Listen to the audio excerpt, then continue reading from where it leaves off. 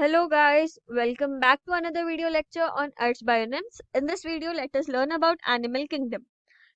Animalia. We divide them into two categories, invertebrates and vertebrates. Invertebrates are the organisms without backbone.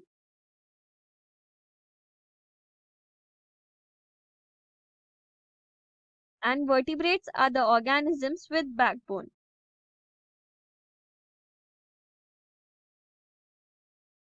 Let us discuss about invertebrates first. Under invertebrates, we have 8 different phyla. They are phylum Porifera, Coelenterata, Platyhelminthes, Nematoda, Annelida, Mollusca, Arthropoda, and Echinodermata.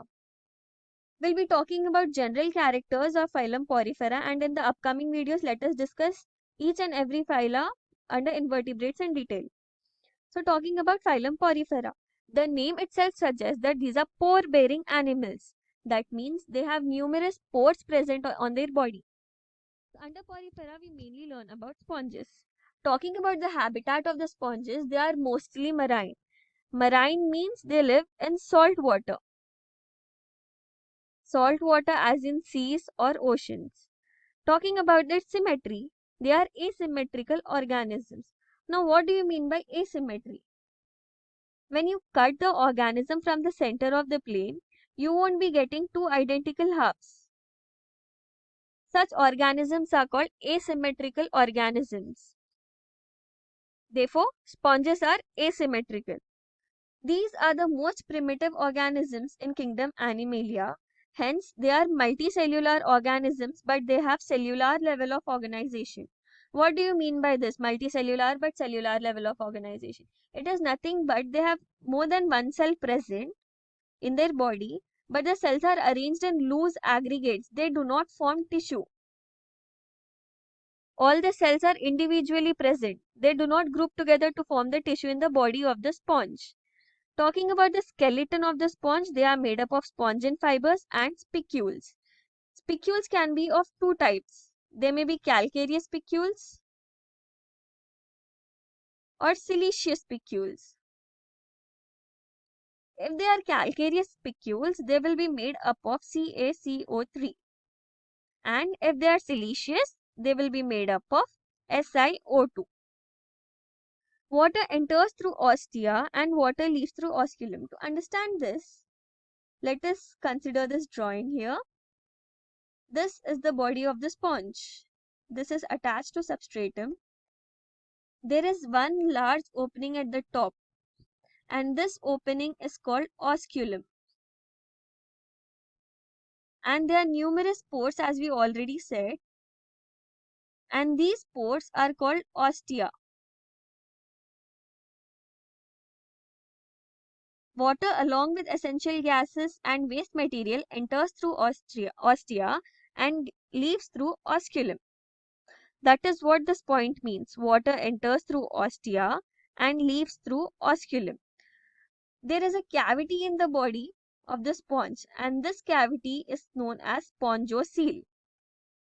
Now, when you talk about spongocoel, the spongocoel is lined by two types of cells, namely choanocytes and amoebocytes. Choanocytes are also called as collar cells. The main function of choanocyte is to filter the water which comes into the body of the sponge. Filtration of water. There is a zoomed in picture of choanocyte here. This is one choanocyte. This is spongocoel here. This is lined by choanocytes and amoebocytes. Choanocyte is having a flagella. Because of the movement of the flagella, it is able to filter the water in the body of the sponge. And talking about the amoebocytes takes care that all the cells in the body of the sponge gets nutrition. So it helps in distributing the nutrients.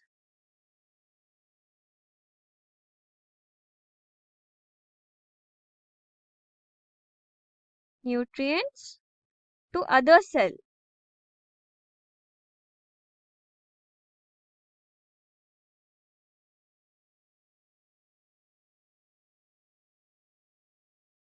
Sponges are always attached to a substratum and hence they are sessile organisms. Sessile means they cannot move. There is no locomotion in sponges. So locomotion is absent. Digestion is intracellular. Intracellular means digestion takes place within the cell. Talking about the reproduction, reproduction in sponges is of two types: asexual reproduction and sexual reproduction. Asexual reproduction is by gamules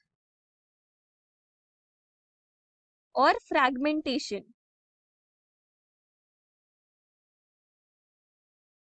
When I say fragmentation, it means sponges also have a good regenerating capacity. Sexual type. Sexual type is always by gametes. Respiration and secretion is by diffusion. Because they do not have a good respiratory system, diffusion takes place in their body for respiration and also for secretion. Examples are Spongilla, Cycin, and Euspongia. Spongilla, as we already told, this is freshwater sponge. Cycin, the other name for Cycin is Scypha, and common name of Euspongia is bath sponge.